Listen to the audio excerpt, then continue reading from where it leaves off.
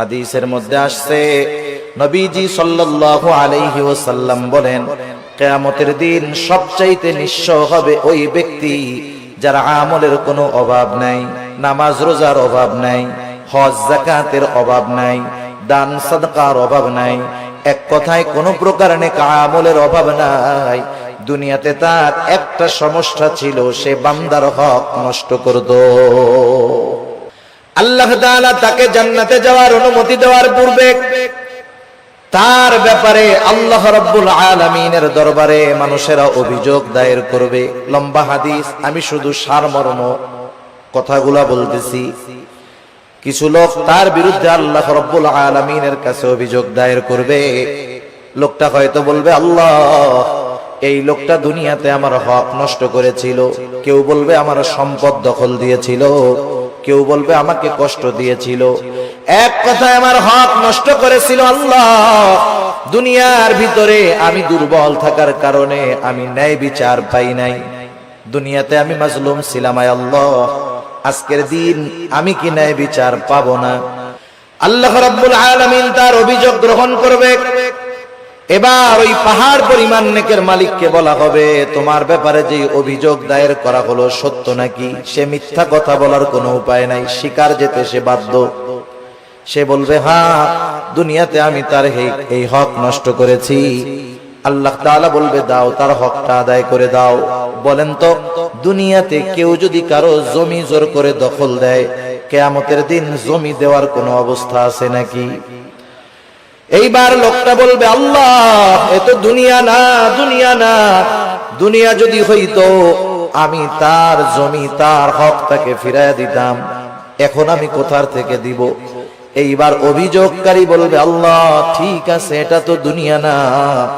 দুনিয়ায় আমার সম্পদ সে দখল দিয়েছিল, আজকে আমার সম্পদের প্রয়োজন নাই, সে আমার দুনিয়ার হকটা তার নেকির দ্বারা মিটায়া দে। এবার ওই পাহাড় পরিমাণ নেকের মালিক একটা মাত্র অপরাধ করত, বান্দার হক নষ্ট করছে। সে কি করবে? নেকির থেকে নিয়ে একজনের হক আদায় করবে। যারা মানুষের হক নষ্ট করে, এরা একজনের করে না, বহুজনের করে। ঠিক কিনা বলেন? বহুজনের করে। একের পর এক অভিযোগকারী আসবে আর সে হক আদায় করতে থাকবে। এক সময় পাহাড় পরিমাণ নেক শেষ হয়ে যাবে, কিন্তু অভিযোগকারীর সিরিয়াল এখনো বড় লম্বা। আল্লাহ তাআলা বলবে, তাদের হক আদায় করো। লোকটা বলবে, আল্লাহ, মানুষের হক আদায় করতে করতে আমার সব নেকি শেষ হয়ে গেছে। এইবার অভিযোগকারীরা বলবে, আল্লাহ, তার নেকি নাই, তাতে কি? আমাদের গুনাহগুলা নিয়ে আমাদের হক আদায় করে দিই। فأما الإنسان إذا ما ابتلاه ربه فأكرمه ونعمه। আল্লাহ রাব্বুল আলামিন বলেন, فأما الإنسان إذا ما ابتلاه ربه। মানুষকে যখন তার রব পরীক্ষা করার জন্য فأكرمه ونعمه, তাকে সম্মান দেয় আর সম্মান দেয়, সম্পদের মালিক বানায়া দেয়। একটু খেয়াল করেন, আল্লাহ তাআলা বলতেছেন, মানুষকে পরীক্ষা করার জন্য যখন তার রব তাকে সম্মান দেয়, সম্পদ দেয়, তাকে নিয়ামত প্রদান করে, সে নামাজ না পড়ুক, রোজা না রাখুক, সে মানুষের কাছে বলে বেড়ায়, ফায়াকুলু রব্বি আকরামান, আমার রব আমাকে সম্মানিত করেছে।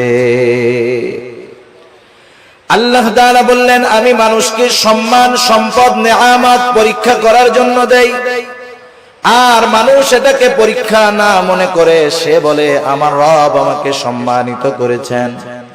প্রথমত একটা জিনিস আমাদের ক্ষেত্রে ক্লিয়ার হওয়ার প্রয়োজন, আল্লাহ তাআলা শুধু অভাব, কষ্ট, দুরবস্থা দিয়ে মানুষের পরীক্ষা নেন, বিষয়টা এমন নয়, বরং সম্পদ, সম্মান দিয়েও আল্লাহ তাআলা পরীক্ষা নেয়।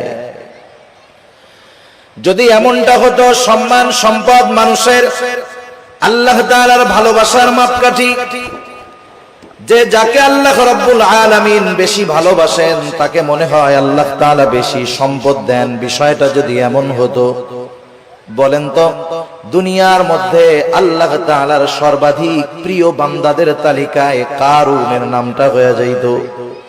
কারুন তো পৃথিবীর অন্যতম বড় এক ধনী ছিল। বলেন তো আপনারা সহজেই জবাব দিতে পারবেন কারুনকে আল্লাহ তাআলা ভালোবাসে নাকি? একটু জোরে বলেন না, বাসে? কারুনকে আল্লাহ তাআলা ভালোবাসে না, বরং কারুন নামটা মানুষের কাছে এত ঘৃণিত, এত অপছন্দের। দুনিয়ার কোন মানুষের যদি সন্তান হয়, সে যত গরিব হোক, তাকে যদি বলা হয় তোমাকে মাসে 1000 করে বেতন দেওয়া হবে, টাকা দেওয়া হবে, ছেলের নামটা তুমি কারুন রাখো, আপনারা কেউ রাখবেন? আপনি বলবেন আরে দিন মজুর দিয়া খাইতা ঠিক, কারুন আমার পোলার নাম, মইরা গেলেও রাখবো না।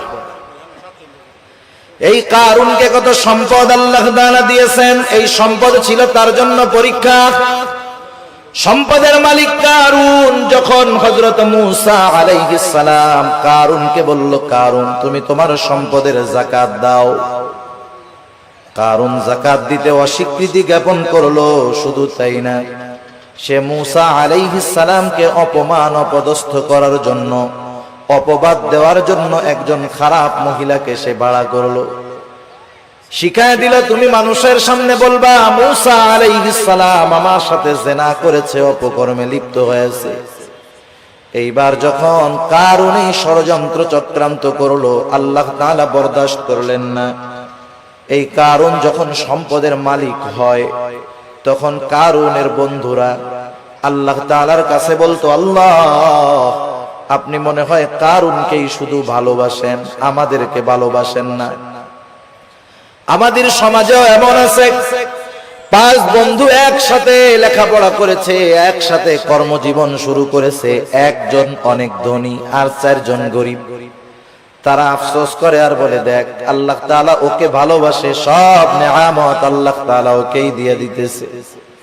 কারুনের বন্ধুরাও বলতো, আল্লাহ আপনি মনে হয় কারুনকে বেশি ভালোবাসেন, এই জন্য এত সম্পদের মালিক বানায় দিচ্ছেন।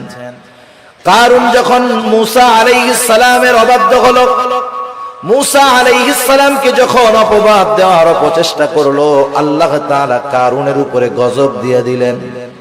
কারুন তার সম্পদ সহ জমিনে ডাবতে শুরু করলো। তাফসীরের মধ্যে আসছে এখনো কারুন তার সম্পদ সহ জমিনের মধ্যে ডাবতেছে, কিয়ামত পর্যন্ত ডাবতে থাকবে। যখন কারুনের বন্ধুরা কারুনের এই দুরবস্থা দেখলো, এইবার ওই গরিব বন্ধুরা বলে, আল্লাহ আপনি কারুনকে সম্পদ দিয়েছেন ঠিক, কিন্তু বাস্তবে আপনি আমাদেরকে বেশি ভালোবাসেন। সম্পদ দেখে আমরা মনে করি আল্লাহ তাআলা মনে হয় তারে ভালোবাসে, এই জন্য দিচ্ছে, বিষয়টা এমন নয়। কারুন সম্পদ পেয়েছে ঠিক, আল্লাহ তাআলার ভালোবাসা পায় নাই। আবার দুনিয়াতে অনেক মানুষ আছে সামাজিক অবস্থানের দিক দিয়ে তার সম্মান অনেক কম, সমাজের মানুষেরা তাকে গণ্যমান্য কোনো ব্যক্তি মনে করে না, সামাজিক দিক দিয়ে তাকে অবহেলা করা হয়, এমন লোক সমাজে আছে না নাই? এই মানুষগুলা অনেক সময় আফসোস করে আর বলে, আহারে সমাজের কোনো বিচার আচার সালিশে আমাকে ডাকে না, আমাকে এই সমাজের লোকই মনে করে না। হয়তো দুনিয়ায় সে দেখতেছে তার সম্মান কম, কিন্তু দুনিয়াতে আল্লাহ রাব্বুল আলামিন অনেক মানুষকে সম্মান দিয়েছেন তাদের পরীক্ষা নেওয়ার জন্য। কত সম্মানিত মানুষ ছিল ফেরাউন, কত সম্মানিত মানুষ ছিল নমরুদ, কত বড় বড় বাদশাহীর মালিক তারা হয়ে গেছে। কিন্তু বলেন তো বাদশাহী পেয়েছে ঠিক, এই সম্মান পদবীর দ্বারা আল্লাহ তাআলার ভালোবাসা কি তারা পেয়েছে নাকি? পায় নাই। যে কথা বোঝাইতে চাইলাম যে সম্মান সম্পদ কারো থাকলেই এটা মনে করার সুযোগ নাই যে তাকে আল্লাহ তাআলা ভালোবাসে। সম্মান সম্পদ দিয়ে আল্লাহ তাআলা মাঝে মধ্যে পরীক্ষা নেন, কিন্তু বোকা মানুষগুলা কি মনে করে? বোকা মানুষগুলা মনে করে আমারে আল্লাহ সম্পদ দিছে, ভালো না বাসলে দেয়। আমারে আল্লাহ চেয়ারম্যান বানাইছে, এমপি বানাইছে, সমাজের বড় ভিআইপি সিআইপি বানাইছে, আল্লাহ ভালো না বাসলে কি এগুলা দেয়? তারা এটা মনে করে। অথচ আল্লাহ কি বলেন? যে তাদের রব তাদেরকে এগুলা দিয়েছে পরীক্ষা করার জন্য, আর তারা বলে আমাদের রব আমাদেরকে সম্মানিত করেছে। এরপরে আল্লাহ রাব্বুল আলামিন বলেন, ওয়া আম্মা ইযা মাবতালাহু ফাকাদার আলাইহি রিজকাহ ফায়াকুলু রাব্বি আহানান। আবার মানুষকে যখন তার রব পরীক্ষা করার জন্য রিজিকের মধ্যে সংকীর্ণতা দিয়ে দেয়, অভাব দেয়, সম্মানটা কমে যায়, কষ্ট ক্লেশে সে পতিত হয়, এইবার ও এইটাকে পরীক্ষা মনে করে না, বরং তার এই অভাব কষ্ট ক্লেশের জন্য সে আল্লাহ তাআলাকে দায়ী করে। বলে ফায়াকুলু রাব্বি আহানান, আমার রব আমাকে অপদস্থ করেছে, অপমানিত করেছে। মুফাসসিরিনে কেরাম বলেন, সে তার ভাষায় বলতে চায় যে আমি সম্মানের উপযুক্ত ছিলাম, কিন্তু আল্লাহ আমাকে সম্মান দেয় নাই। নাউজুবিল্লাহ বলেন। অনেক সময় অনেক জায়গায় দেখবেন, বোঝানোর জন্য বলতেছি, নির্বাচন হয় না, নির্বাচন কেউ জিতে কেউ হারে, অনেক ক্ষেত্রে কন্টেস্ট হয়। একজন হেরে গেল, সে তখন বলে হারে আমি জেতারই যোগ্য ছিলাম, কিন্তু আল্লাহ আমারে জিততে দেয় নাই। সে না জয়ী হওয়াটাকে দোষ দেয় কার? আল্লাহ তাআলা। মুফাসসিরিনে কেরাম বলেন, মানুষেরা কেমন জানি বলতে চায় আমি সম্মানের উপযুক্ত ছিলাম, কিন্তু আমার রব আমারে সম্মান দেয় নাই। আমি সম্পদের উপযুক্ত ছিলাম, কিন্তু আমার রব আমাকে সম্পদ দেয় নাই।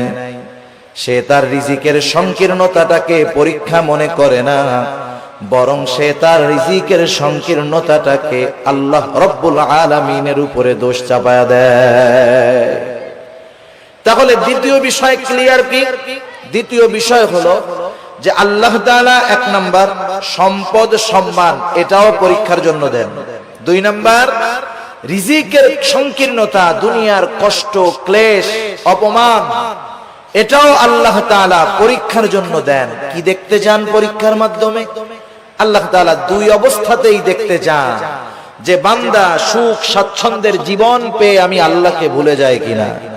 আল্লাহ তাআলা দেখতে চান বান্দা কষ্ট ক্লেশে পতিত হয়ে আমি আল্লাহ তাআলাকে দোষারোপ করে কিনা।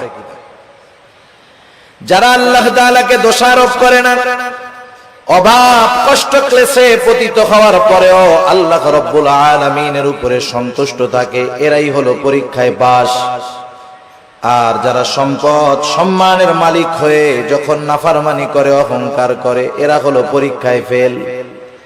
এখন দ্বিতীয় শ্রেণীর মানুষ যখন অভাবে পড়ে আল্লাহ তাআলার ব্যাপারে বলে ফায়াকুলু রাব্বি আহানান, আমাদের রব আমাকে অপমানিত করেছে, আমার রব আমাকে অপদস্থ করেছে। তারা যখন আল্লাহ তাআলার ব্যাপারে এই কথা বলে, আল্লাহ রব্বুল আলামিন তাদের কথার বিপরীতে বলেন কাল্লা, তোমরা যেই দাবি করো সেটা কখনো সঠিক নয়। জবাব দিচ্ছে কে? আল্লাহ তাআলা। কোন কথার?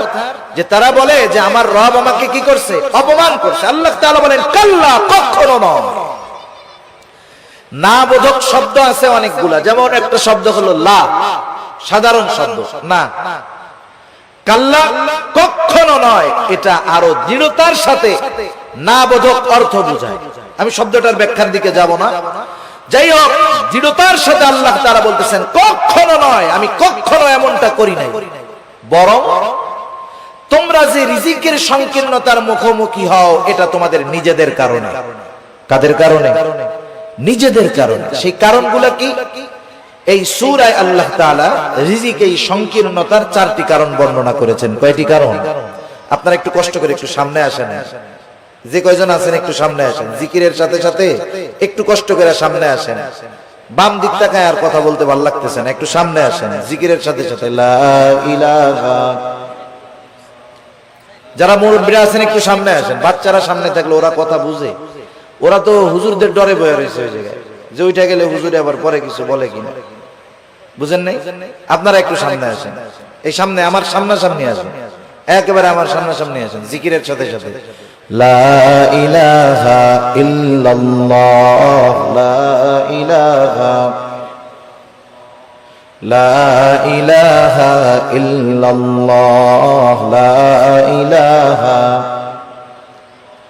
লা ইলাহা ইল্লাল্লাহ মুহাম্মাদুর রাসূলুল্লাহ সাল্লাল্লাহু আলাইহি ওয়াসাল্লাম। যারা বলে যে আমাদের রিজিকের সংকীর্ণতা দিয়েছে আল্লাহ, যারা এই কথা বলে তাদের কথার জবাব দিচ্ছেন কে?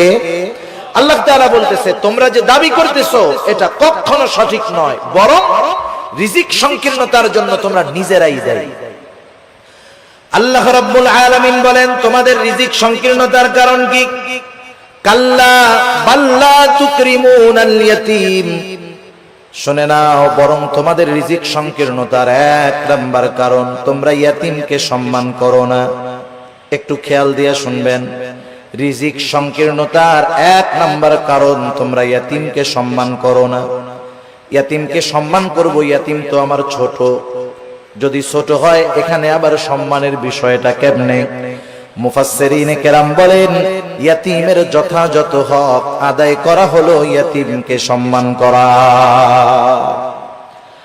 আল্লাহ রাব্বুল আলামিন বলেন তোমরা ইয়াতীমকে সম্মান করো না, তথা ইয়াতীমের হকগুলো তোমরা আদায় করো না, বরং সমাজের মধ্যে অনেক মানুষ আছে ইয়াতীমের অভিভাবক, সে ইয়াতীমের হক আদায় করবে কোথায়? ইয়াতীমেরটাই তো খায় ফেলে, আছে না নাই?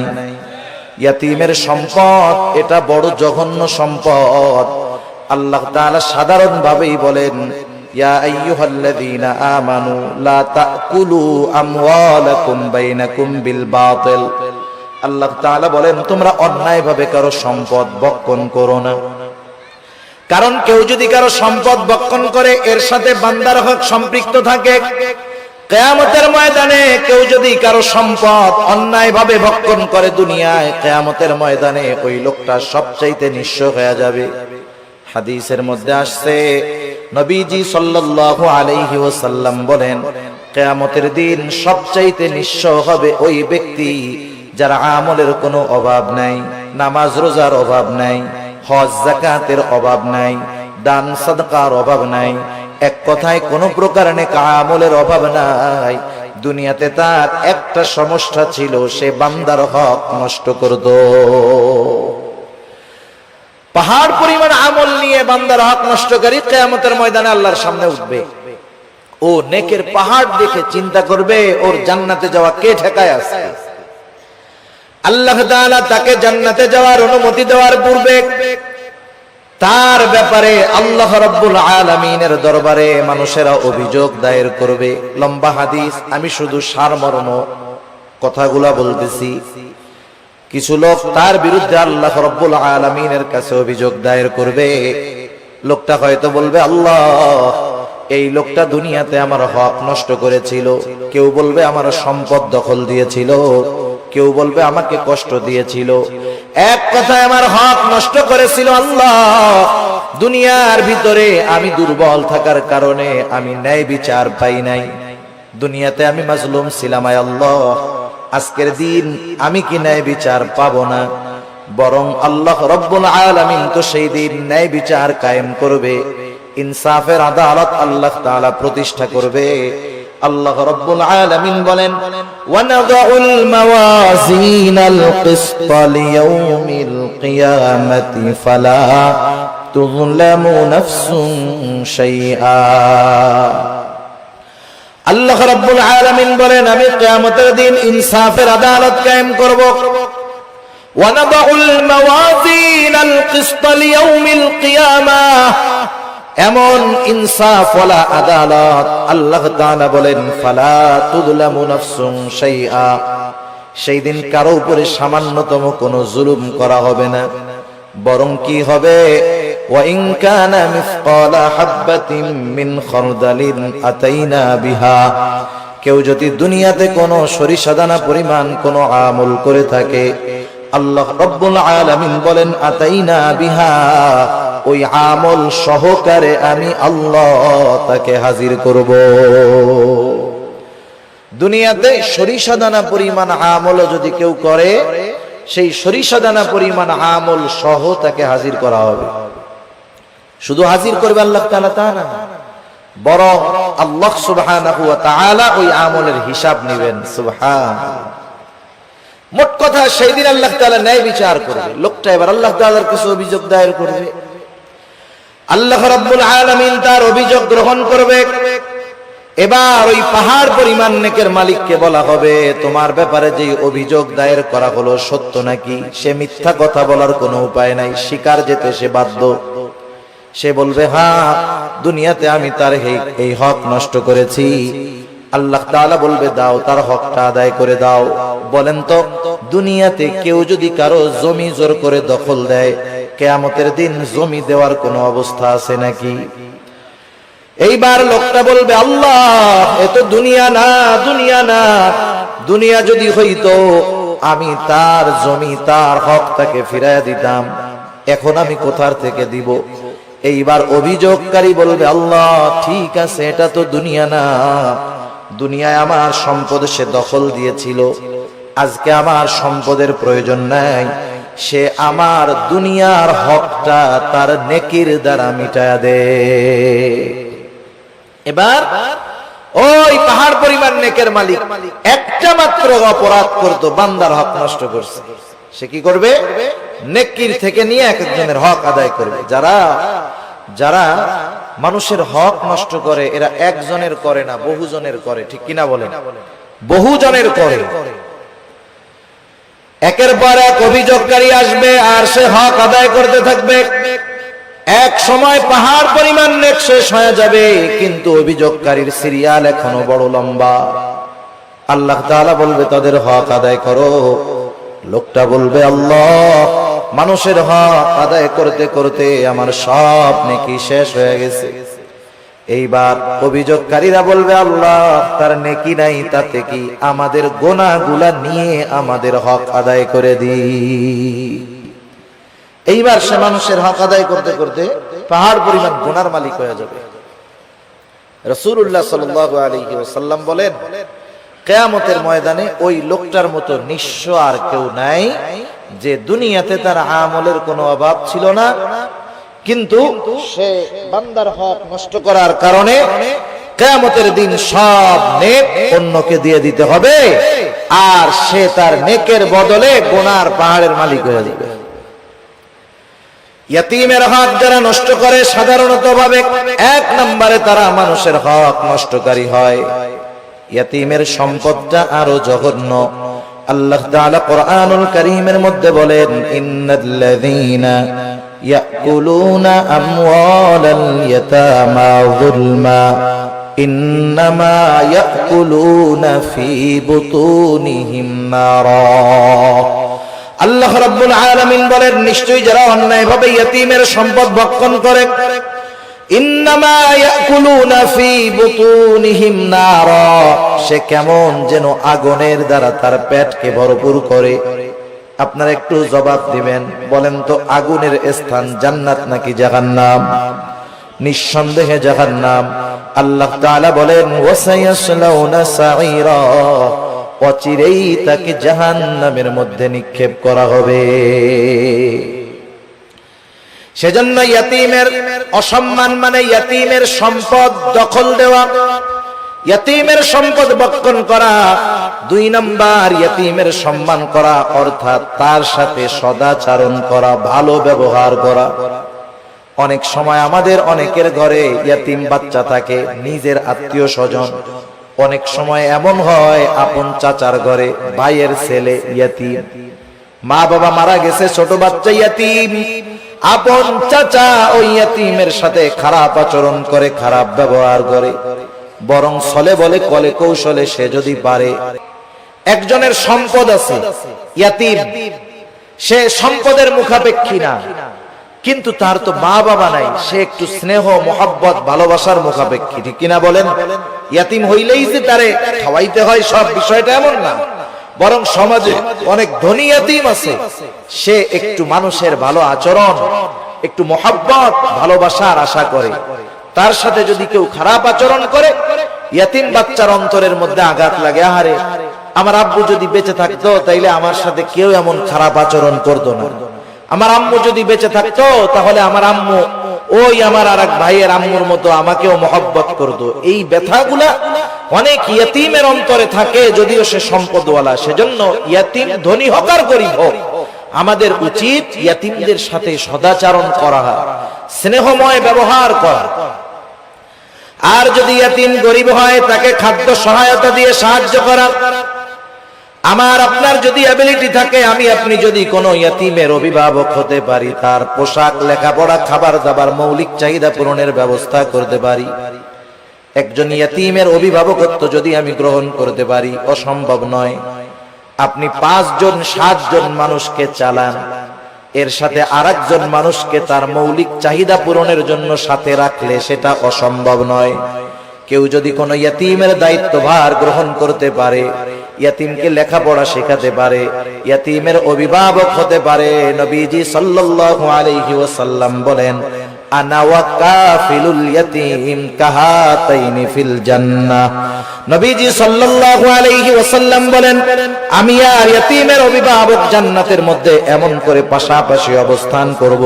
2 আঙ্গুলের ইশারা দিয়ে নবীজি বুঝায়া দিলেন, এই 2টা আঙ্গুল যেমন পাশাপাশি অবস্থান করে, ইয়তীমের অভিভাবক আর নবীজি সাল্লাল্লাহু আলাইহি ওয়াসাল্লাম এমন ভাবে পাশাপাশি অবস্থান করবে। তাহলে ইয়তীমের সম্মানের তৃতীয় অর্থ যে যদি পারা যায়, তাহলে ইয়তীমের অভিভাবকত্বের দায়িত্ব গ্রহণ করা। আপনি আমি পুরাটা পারি না, মাসে 500 টাকা দিয়ে একটা ইয়তীমের খরচ বহন করতে পারি, বছরে 1000 টাকা দিয়ে পারি যে এটা আমি শুধুমাত্র ইয়তীমদের জন্য দিলাম। আবার দেখেন, একদিন এক সাহাবী রাসূলুল্লাহ সাল্লাল্লাহু আলাইহি ওয়াসাল্লামের কাছে আসছে, আসার পরে বলতেছে, ইয়া রাসূলুল্লাহ, আমার হৃদয়টা বড় কঠোর, হৃদয়টা বড় শক্ত, আমি আমার এই শক্ত হৃদয়টাকে কেমন করে নরম বানাতে পারি, আমাকে একটু আমল শিখায় দেন। নবীজি সাল্লাল্লাহু আলাইহি ওয়াসাল্লাম বললেন, শোনো কি করবা। নবীজি বললেন, আমসিহ রাসাল ইয়াতীম ওয়া আত'ইমিল মিসকিন, তুমি ইয়তীমের মাথায় বেশি বেশি হাত বুলায় দাও আর মিসকিনদেরকে বেশি বেশি খানা খাওয়াও।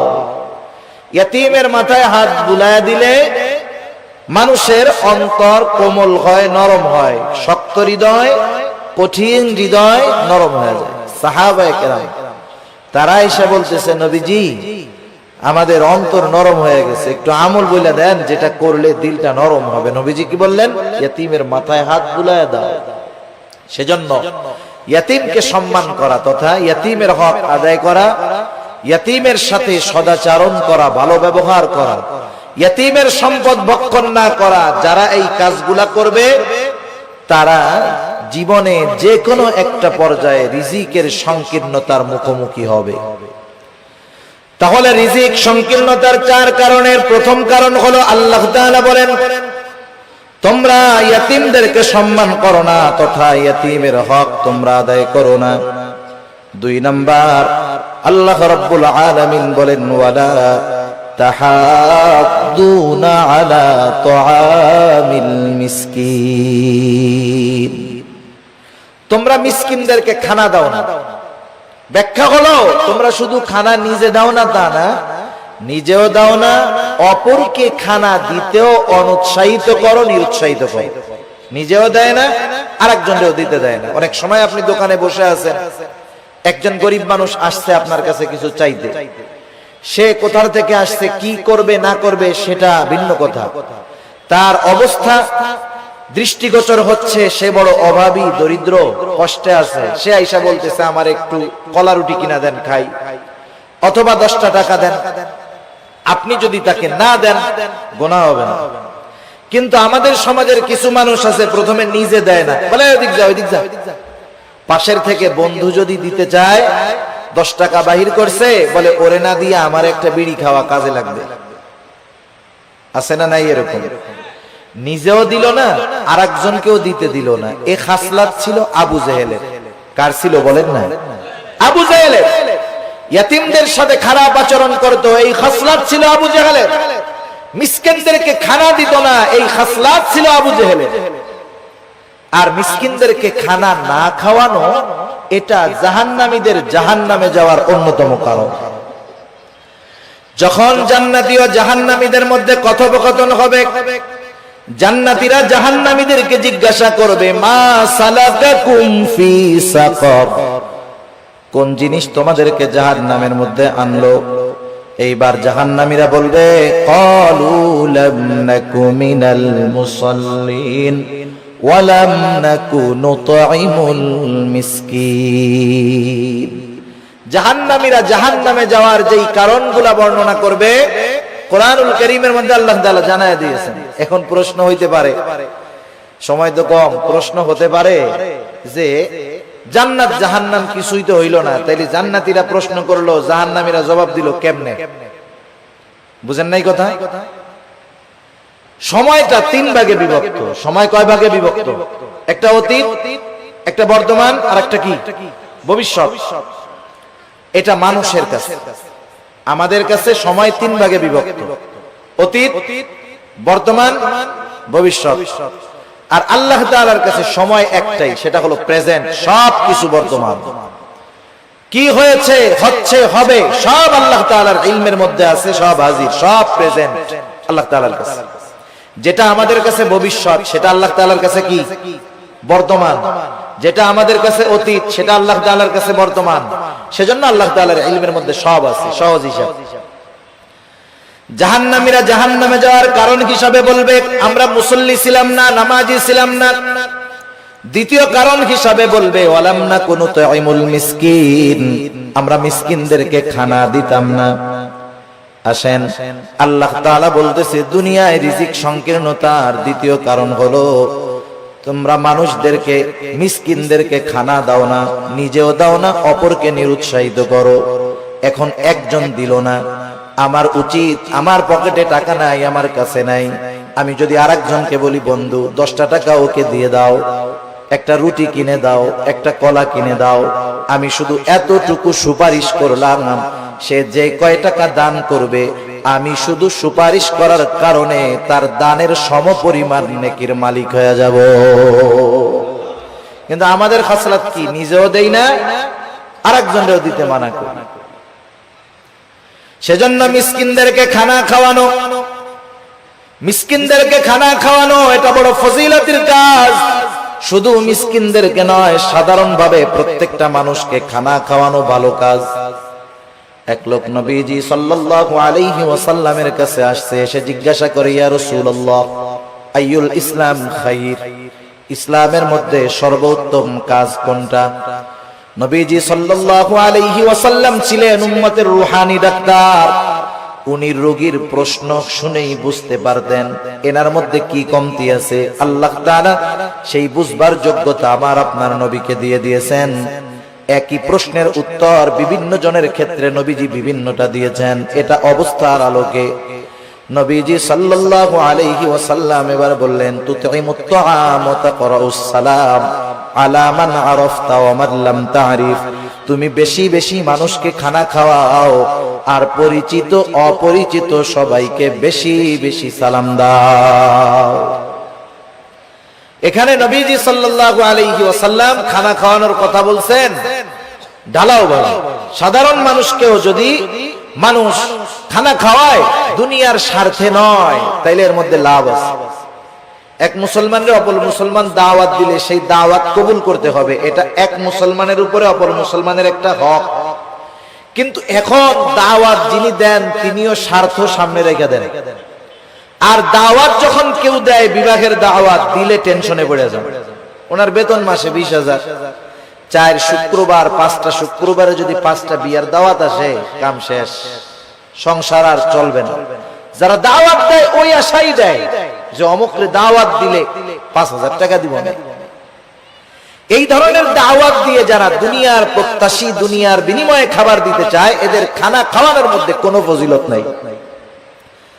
বরং খানা খাওয়াইতে হবে একমাত্র আল্লাহ তাআলার জন্য। আল্লাহ রাব্বুল আলামিন বলেন, এক শ্রেণীর বান্দা, তাদের অবস্থা কি? তারা মানুষদেরকে খানা খাওয়ায় কি জন্য? তারা বলে, ইন্নামা নুতঈমুকুম লিওয়াজহিল্লাহ লা নুরিদু মিনকুম জাযাআও ওয়ালা শুকুরা। তারা বলে ইন্নামা নুতঈমুকুম লিওয়াজহিল্লাহ, আমরা তোমাদেরকে খানা খাওয়াইছি একমাত্র কার জন্য? আল্লাহ তাআলার জন্য। আপনি একজনকে দাওয়াত দিয়ে খাওয়াচ্ছেন, এটা আল্লাহর জন্য খাওয়া, এই খাওয়ানোর মধ্যে নেকি হবে। লা নুরিদু মিনকুম জাযাআ, তোমাদেরকে খানা খাওয়াইছি আল্লাহ তাআলার জন্য। লা নুরিদু মিনকুম জাযাআ, আমরা তোমাদের কাছে কোনো প্রতিদান চাই না, কিন্তু আমরা খাওয়াইয়া টেবিল একটা বিছায়া রাখি। আসেনি আপনাদের এলাকায়? টেবিল বিছানোর দ্বারাই বোঝা যায় ভিক্ষা চাইতেছে। এই ভিক্ষামূলক কাজটা বাদ দিয়েন। কেউ যদি দিতে চায় আলাদাভাবে দিবে, কেউ যদি না দিতে চায় দরকার নাই। এই গুণটা আমাদের মধ্যে হওয়ার দরকার।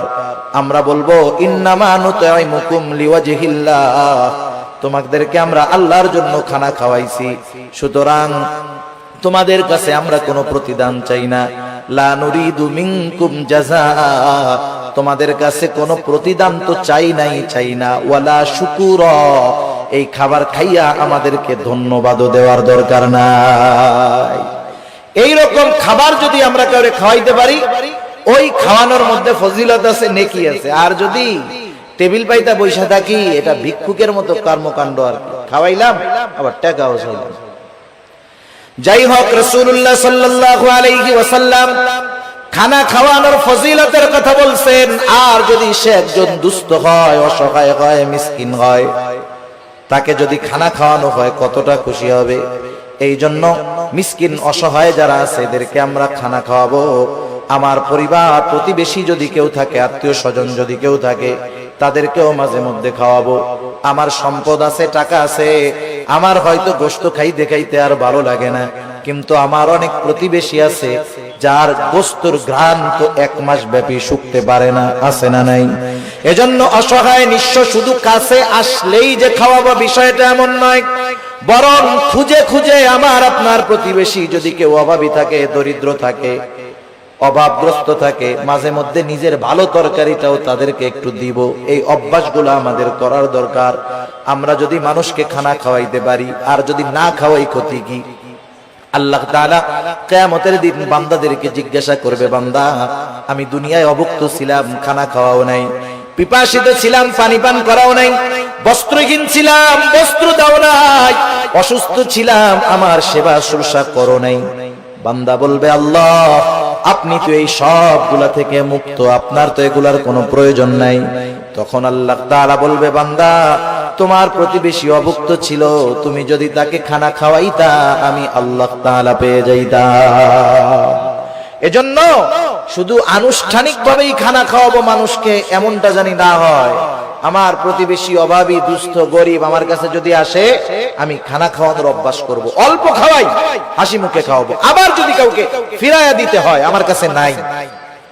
একজনের কাছে মিসকিন বা ফকির একটা গেছে, ও 50 টাকার নোট একটা দিয়া মুখটা কালা করে কয়, এই তো গোজালাই শেষ, যা যা ভাগ ভাগ ভাগ ভাগ। টাকা দিছে কত? 50 টাকা। আমরা তো ফকির মিসকিনদেরকে দেওয়ার সময় 2 টাকার নোটটা খুঁজি, তাও আবার ছেঁড়াটা। সে দিছে 50 টাকা। আচরণটা করছে খারাপ। পাশের আরেকজন 1 টাকাও দেয় নাই, কিন্তু আচরণটা সুন্দর করছে। বলতেছে, ভাই তুমি তো আসলা, আমার কাছে তো এখন নাই, যদি এই পথে পরে আসো তুমি আবার আমার সাথে দেখা করার চেষ্টা করবা, ইনশাআল্লাহ আমি তোমাকে দিব। এখন বলেন তো, এই যে মিসকিন অসহায় 50 টাকা দেনেওয়ালার ব্যবহারে খুশি হবে, নাকি যে দেয় নাই তার ব্যবহারে খুশি হবে? সেজন্য উত্তম ব্যবহারটাও সাদকা। আমরা যদি কখনো কাউকে খাওয়াতে পারি, না পারি, দিতে না পারি, খারাপ আচরণ করব না, ধমক দিব না, এই অভ্যাসটাও আমাদের করার দরকার। যাই হোক, আলোচনা লম্বা হচ্ছে, অন্যদিকে চলে যায়। আল্লাহ তাআলা আমাদেরকে জানায় দিলেন যে রিজিক সংকীর্ণতার